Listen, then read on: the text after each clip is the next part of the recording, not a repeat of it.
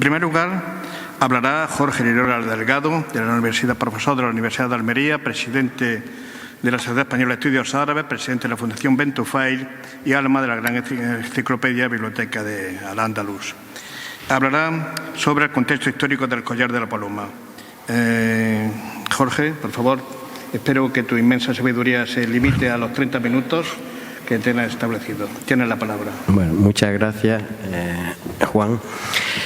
Bien, la verdad, bueno, es complejo tratar en tan poco tiempo, ¿no? Un tema tan importante y a veces también incluso tan complejo como es la Taifa Andalusía, el final, porque la obra del Collar de la Paloma hay que enmarcarla en el final de una época de gran esplendor, como fue el Califato de Córdoba, y el inicio de otra que supuso decadencia en el plano político, pero también fue muy floreciente en el plano cultural por toda la descentralización del saber que se produjo, ¿no? Porque de hecho afloraron como en esto, es decir, vamos a ver que lo que había sido la periferia, como todo el Levante y otras muchas zonas, van a empezar a brillar culturalmente y van a empezar a producir sabiduría.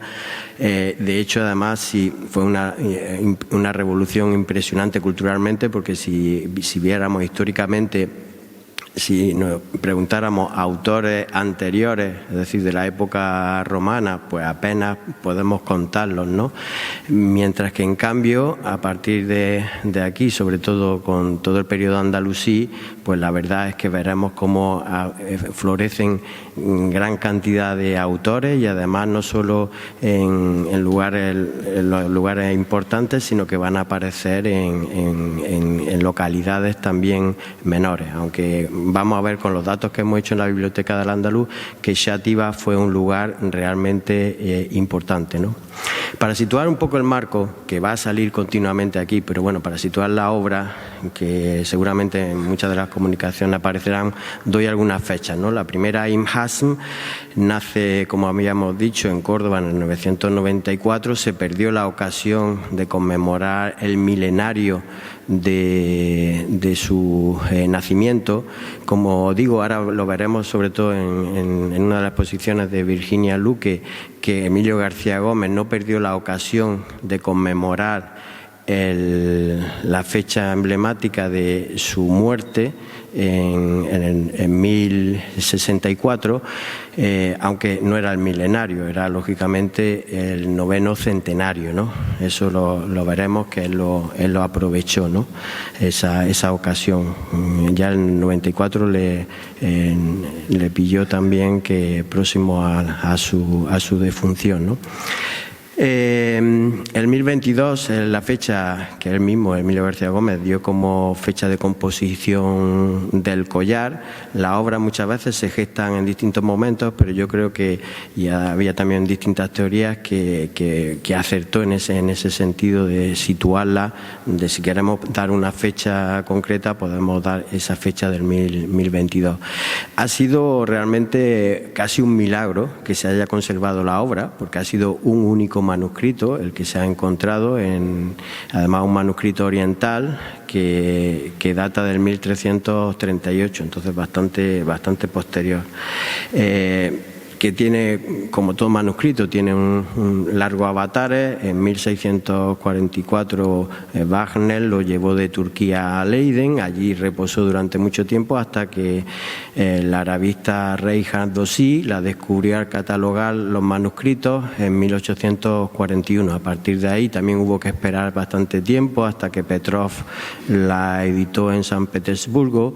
Nikol la tradujo por primera vez al inglés. Quizás esa fecha, 1931, quizás no sea la correcta, pero bueno, se dan ahí algunas fechas.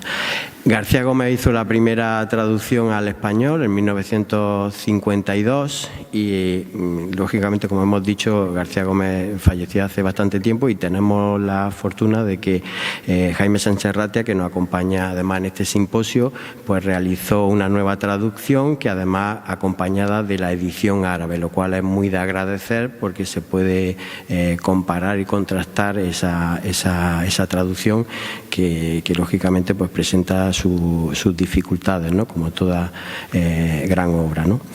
Bueno, para enmarcar un poco a Ibn Hazm, se discute sobre su origen. Él decía que era de una familia persa que se había establecido aquí en Al-Ándalus, que era cliente de los omeyas orientales. Hay quien, el mismo García Gómez y su maestro Asín Palacios lo discutieron y decían que en realidad era un hispano que se había arabizado y se había islamizado. Es un tema que tiene difícil resolución. Quizá es sospechoso también que el mismo Ibn Hazm realizara un tratado de genealogía, que saldrá seguramente en algunas de las ponencias, trabando, y que él mismo no pretendiera ser árabe, sino de un origen, pero de prestigio, porque todavía funcionaban, y aquí se estableció un sistema clánico. Los árabes coparon el poder. Se van a provocar también en distintos momentos, sobre todo a finales del siglo IX, que pasó en todos los territorios, incluido también toda esta zona, unas sublevaciones de las poblaciones autóctonas contra esos árabes, que a veces se ha malinterpretado queriendo significar que eran las poblaciones indígenas que querían seguir siendo cristianas, lo cual no era así, sino que se habían arabizado, además arabizado hasta las poblaciones cristianas. Una gran parte se había islamizado, otra parte no se había islamizado y seguían siendo cristianos, pero lo que sí reclamaban cotas de poder, ¿no? Cotas de poder, que eso hizo también que hubiera una creación, una superación de toda esa crisis con una creación de una sociedad andalusí más integrada, ¿no? Veremos que en el contexto también, en el contexto de las taifas, como surgen, van a haber unos elementos también claves étnicamente, como son los eslavos, que eran esclavos que tenían un gran poder, sobre todo jefes del ejército, que habían ido entrando con los omeyas. También los bereberes. En los bereberes hay que distinguir dos tipos, sobre todo por los bereberes que ya estaban aquí establecidos desde antaño, no solo desde los primeros tiempos de la conquista, sino continuamente en las dos orillas del Mediterráneo había habido siempre intercambios, movimientos migratorios peninsulares de la península ibérica que se iban al norte de África en años de sequía aquí, y al contrario también, ¿no? Pero luego los que van a tener un gran protagonismo en todo lo que son las taifas van a ser los bereberes mercenarios que habían introducido sobre todo los omeyas, sobre todo Almanzor, ¿no? Que eran los que van a desencadenar precisamente lo que se llama la fitna barbarilla, ¿no? La guerra civil bereber, ¿no? Que no eran, lo que digo, esos que ya estaban aquí establecidos, sino estos mercenarios, ¿no? Bueno, no quiero extenderme. Bueno, es curioso, Ibn Hazm va a ser una de las grandes cumbres, ¿no? Una de las grandes cumbres, lo hemos destacado así en la biblioteca de Al-Ándalus. Además, los andalusíes solían tener una vida extensa. Nosotros la media de vida que nos ha salido estudiando a nada más y nada menos que más de 2.500 autores, pues es 69 años y pico, ¿no? Que es precisamente lo que vivió, está en la media, lo que vivió Ibn Hazm, ¿no?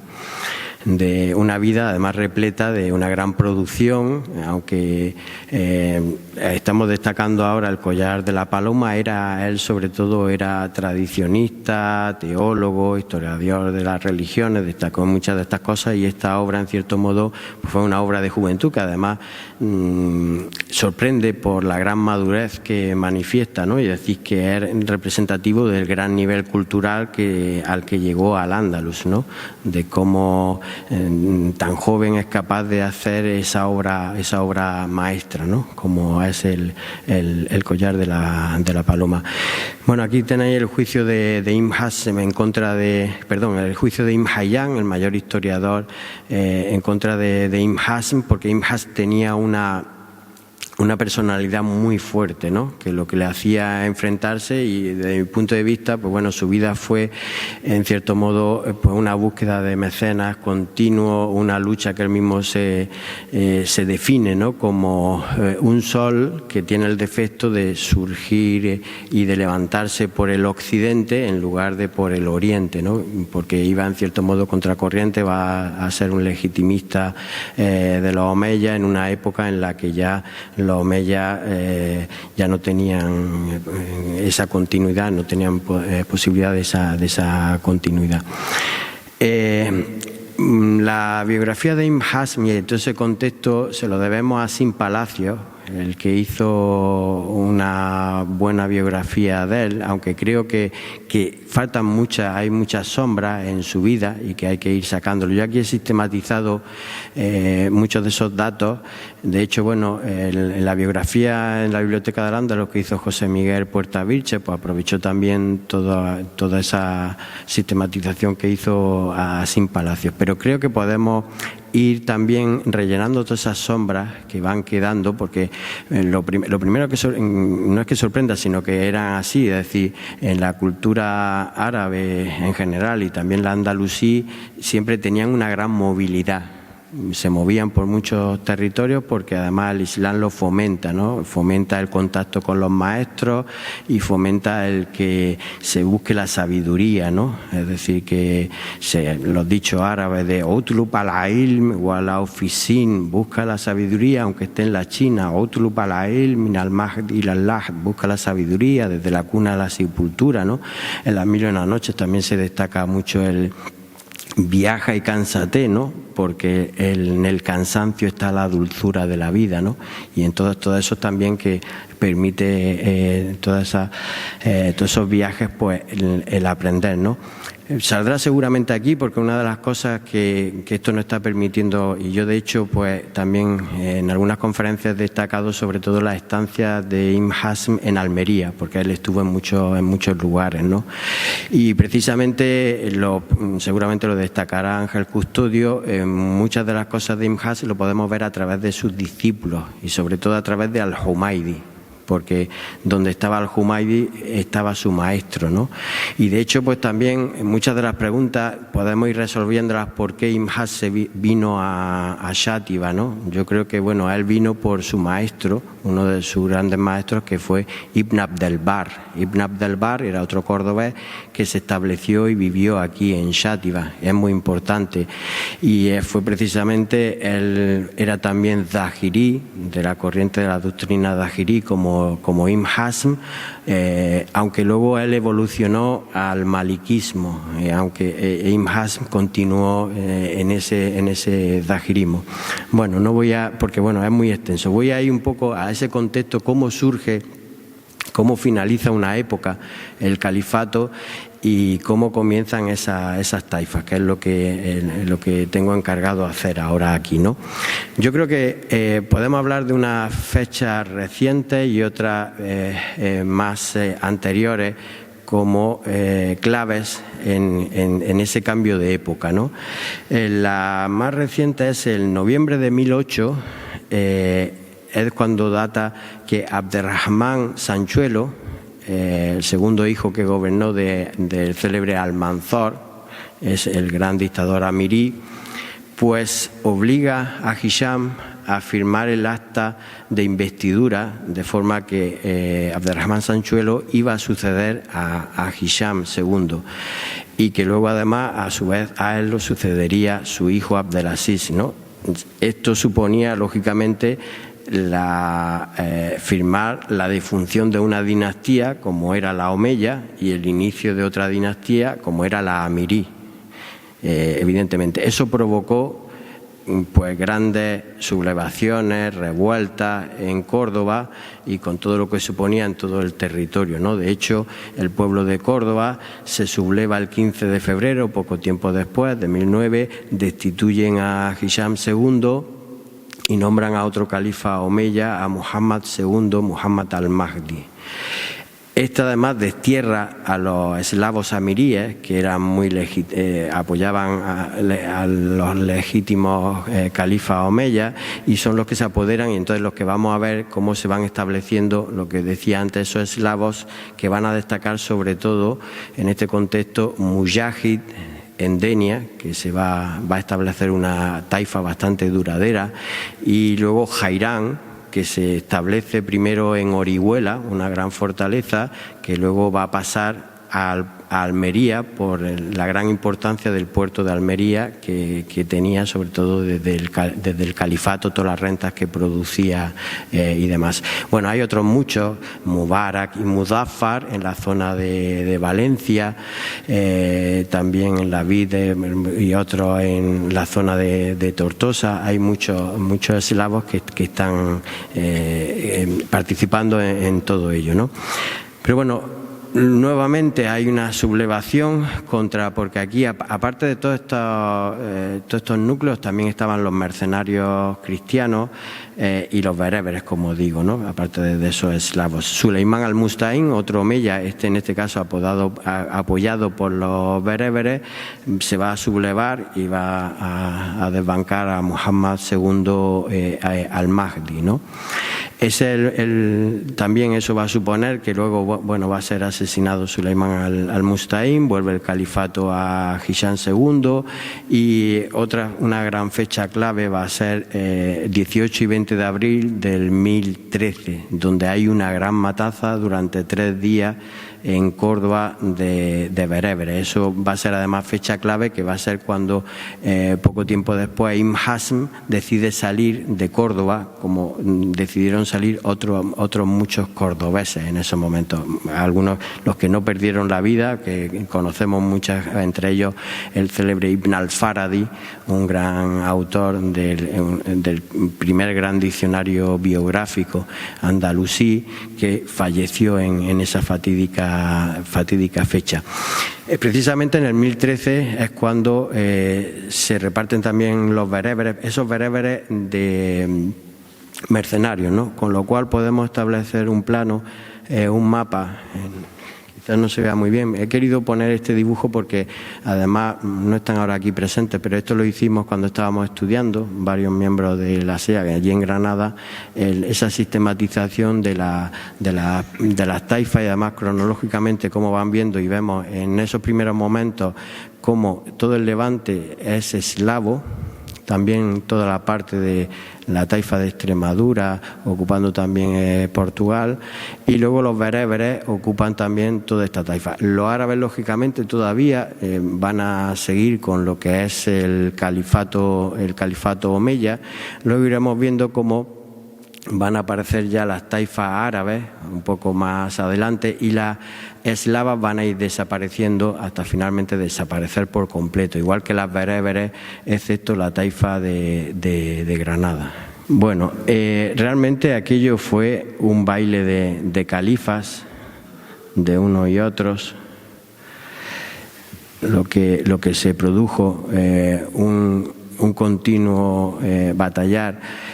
Cuando Ibn Hazm se establece, además decide establecerse en Almería, yo creo también he encontrado porque a través de uno de sus maestros, que era de Almería, que iba de Almería a Córdoba, y allí se dedicaba al comercio de la seda, porque va a ser muy importante en el Islam.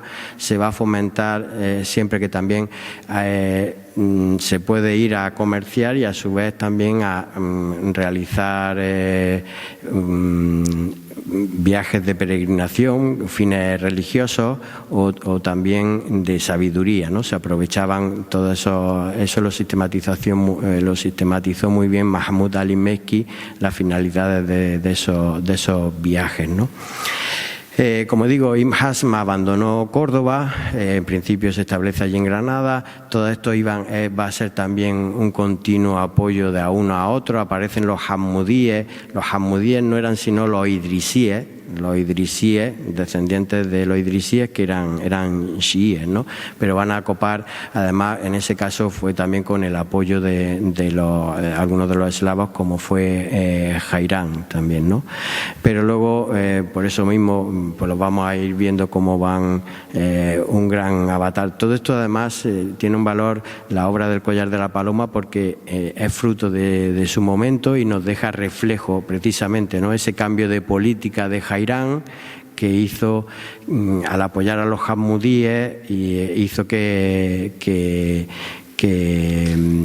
Ibn Hazm tuviera que salir de Almería, ¿no? Se habla algunas veces que como que fue encarcelado y después desterrado. Yo creo que, bueno, porque Emilio García Gómez dudaba un poco de que el Hisn Alcázar fuera Aznalcázar, la sevillana. Yo creo que no hay duda, porque se constatan varios tuyibíes que estaban en esa zona sevillana, y luego desde Aznalcázar se dirigió al Levante, estableciéndose, como digo, aquí en Xàtiva, aunque va a haber distintos periodos, ¿no? El que va a estar en esta ciudad en distintos momentos. Todo eso nos lo va recreando también. Eso vemos, si vemos familia, eso me ocuparé mañana en todo el tema del poblamiento aquí de Xàtiva. Vemos que no fue el único, no solo Ibn Hazm, sino también Ibn Abdelbar, como digo, pero otras muchas familias cordobesas que salieron de Córdoba y, en cierto modo, polinizaron o iniciaron también toda esa vida cultural fértil en otros lugares, ¿no? Aquí daré varios y todo esto, ¿no? Bueno, no voy a detenerme, porque esto, como digo, se suceden muchísimos califas hasta que en el 1031 se da por finalizado el califato omeya. Bueno, aquí es muy curioso, porque también la ventaja que tenemos con todo este trabajo colectivo que hemos realizado en la Biblioteca de Al-Ándalus, 171 investigadores, ¿no? Pues la verdad es que podemos ya ir conociendo las interrelaciones de unos y de otros, situándolos en ese contexto, sobre todo cronológico. Aquí tenemos muchos de los personajes fundamentales en la vida de Ibn Hazm, y cómo también pudo interactuar con ellos, ¿no? No me voy a extender en ellos. Si luego en las preguntas me queréis llamar la atención sobre algunos de ellos, cuento detalles sobre los demás, pero sería bastante engorroso con esto. Aquí tenemos a la familia de Ibn Abdelbar, que vemos que era una familia cordobesa, pero que arraigó aquí en Xàtiva, porque de hecho luego una de sus hijas, Zainab, va a tener descendencia aquí, se va a casar aquí y tendrá... Bueno, quizá en estos planos lo vemos muy bien en esa sistematización de la Biblioteca de Al-Ándalus, como durante el califato Córdoba hacía de imán. Es decir, toda cultura o gente que apareciera en la periferia se iban a Córdoba, ¿no? Y entonces era Córdoba una ciudad que atraía además todo eso y la vida cultural de Córdoba. En cambio, luego, en la época de las taifas, vemos como, al contrario, Córdoba pierde gran número de autores. Ahora explicaré las fórmulas que utilizamos en la Biblioteca de Al-Ándalus para interpretar todos estos datos. Xàtiva en aquellos momentos era un lugar importante, ya además muy fortificado. Lo destacan algunos autores. He traído ahora aquí la cita del gran geógrafo Al-Idrisi. En esos momentos Xàtiva estaba dentro del reino de Almería, formaba parte, la taifa de Almería en la época además de Jairán y de Sujair. Era impresionante los límites territoriales, llegaba casi hasta Córdoba, casi hasta Toledo, y incluía aquí Xàtiva. también. Lo que sucede es que luchaban con ella y había periodos en que estuvo bajo la influencia de Mujahid y en otros momentos también bajo la influencia de Valencia, hasta que finalmente fue Zuhair, eso nos lo cuenta Aludri, el geógrafo e historiador almeriense, que fue Zuhair precisamente en el 1038 el que decidió que tenía más méritos Abdelaziz, el nieto de Almanzor, para gobernar Xàtiva. El siglo XI, lo fundamental que va a ser todo el tema de la legitimidad. Los omeyas habían tenido legitimidad para gobernar, pero luego todo lo que eran esas taifas, pues faltaba esa legitimidad, y de hecho pues muchos de ellos pues van a ser considerados en realidad señores, van a buscar siempre por eso proclamaciones como la que se hizo aquí en Xàtiva de Abderrahman al-Murtada, que luego lo van a traicionar los mismos que lo proclaman, entre ellos Jairán. Y todo eso también sufrió porque Ibn Hazm fue una de las cosas que lo atrajo a venir aquí, y fue una de las cosas también que lo llevó a la cárcel allí en Granada cuando lo traicionaron los mismos que lo habían proclamado, ¿no? Al-Idrisi, lo que digo, el mayor geógrafo de todos los tiempos, destaca, de hecho, pues dice: Játiva es una buena ciudad que tiene alcazabas. Además, no solo habla de una alcazaba, sino de varias, ¿no? Varias fortalezas. Siempre las alcazabas están en relación en la parte más alta y la parte más fortificada de una medina, de una ciudad, que está también amurallada, cuya belleza e inexpugnabilidad son proverbiales. En ella, y destaca, en ella se fabrica el papel, que no hay otro igual en todo el orbe y que se exporta a Occidente y a Oriente, ¿no? Ya entonces era célebre, ¿no? Xàtiva por la fabricación de papel, como luego lo fue durante muchísimo tiempo. El papel, como he dicho antes, fue una revolución cultural que, desde mi punto de vista, además permitió por eso que todo el legado de Al-Ándalus se expandiera también y se difundiera, ¿no? Desde mi punto de vista, pues hay unos momentos claves como fueron la invención de la escritura, pero luego también lo que fue el papel, que permitió que existieran ya las bibliotecas privadas y no únicamente la biblioteca, el saber recluido en los monasterios. Luego otra gran revolución fue la imprenta, ¿no? Que en ese caso el mundo árabe se quedó un poco atrás de todo ello, ¿no? Y la que estamos viviendo ahora, que es todo lo que es Internet, ¿no? Y todo ese cambio que está conllevando en sí, ¿no? Ahí vemos los resultados del trabajo que hemos realizado en la biblioteca de Al-Ándalus. Como decía antes, como hay ya infinidad de autores que surgen en todos los lugares, ¿no? La zona de Córdoba, Granada y Sevilla son las que van a destacar, pero vemos que el Levante andalusí fue una zona muy arabizada, ¿no? Se ve también en la toponimia. Eso seguramente ahora luego tendremos la oportunidad con Robert Pocklington que destaque algunos de esos elementos.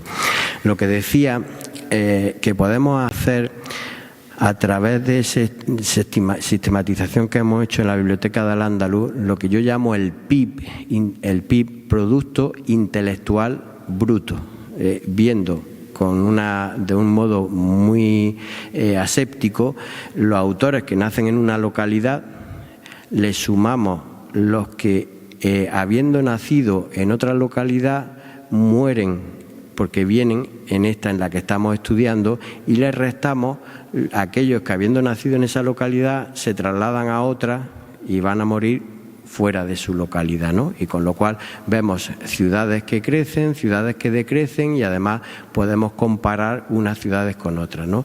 Entonces, en ese sentido, Xàtiva es una ciudad que en esta situación nos ha dado el puesto número 11. Puede sorprender, parecer que un poco atrasado, pero esto es en relación con más de 200 núcleos intelectuales, ¿no? Y además tenemos que tener en cuenta que los primeros son Córdoba, Sevilla, y Granada, por este orden, ¿no? Es decir, que Xàtiva fue realmente, como decía, ocupa un puesto muy destacado. Podemos también analizarlo y además vemos toda esta zona del Levante en las taifas, que es cuando empieza aquí realmente la cultura, ¿no? Como vemos que está atrayendo de otros muchos sitios, atrayéndolo hacia la zona valenciana. Incluso si lo vemos los resultados de Xàtiva, vemos que en la época de las taifas pues surgen 5 autores, 2 se van a marchar de Xàtiva, pero 2 vienen a Xàtiva, con lo cual se mantiene. En la época almorávide ya es una época de crecimiento, porque va a tener más autores que vienen de los que pierde. Y en la época almohade sucede igual, hay una gran movilidad, pero se mantiene. Y luego ya va a ser en el siglo XIII cuando se produzca la gran debacle en el plano cultural, ¿no? Yo quería destacar también mucho las relaciones de Xàtiva del Levante con Almería, ¿no? De hecho, en las inscripciones almerienses, que tiene la colección más rica, epigráfica, pues encontramos a un visir como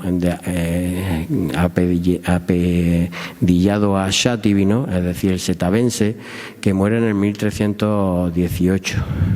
La inscripción esa que hemos visto está muy deteriorada, ¿no? Esta otra vemos que es de gran esplendor en la época almorávide, es de un comerciante, un mercader de Xàtiva, que se llama Abul Hasan Adam ibn Omar al-Xàtivi, que muere en Almería. Bueno, aquí lo podemos ver, ¿no? Es decir, aquí vemos su nombre, ¿no? Hada Qabr at-Tajir Abul Hasan Adam ibn Omar al-Xàtivi, es lo que dice, ¿no?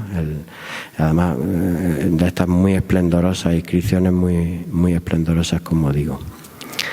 Bien, concluyo para no pasarme, y como decía, pues concluyendo lo que vemos, yo siento que haya tenido que pasar tan rápido, luego en el coloquio tenemos oportunidad de todo lo que le interese en que podamos profundizar en ello, ¿no? Que es el final de una época, como es el Califato de Córdoba, y el inicio de otra de los reinos de taifas, ¿no? La defunción de una dinastía que había gobernado Al-Ándalus durante muchísimos años, más de tres siglos, y la aparición de numerosos reinos de taifas con muchos avatares históricos de unos y de otros, pero que, como digo, van a brillar en el plano cultural por el tema de que también, que era muy importante, el mecenazgo, ¿no? Porque van a actuar de mecenas de esos intelectuales. Y queda mucho por saber y creo que se puede avanzar, y las fuentes que nos permiten, sobre todo cruzando las informaciones, es a través de los diccionarios biográficos, acercándonos a las biografías de esas personas que hicieron bastantes cosas y viéndolos cómo se relacionaban y cómo se movían e interactuaban en el plano político. Y eso es precisamente lo que vamos a hacer en la próxima obra, que complementa la Biblioteca de Al-Ándalus, que es la crónica de Al-Ándalus. Pues muchísimas gracias por su atención.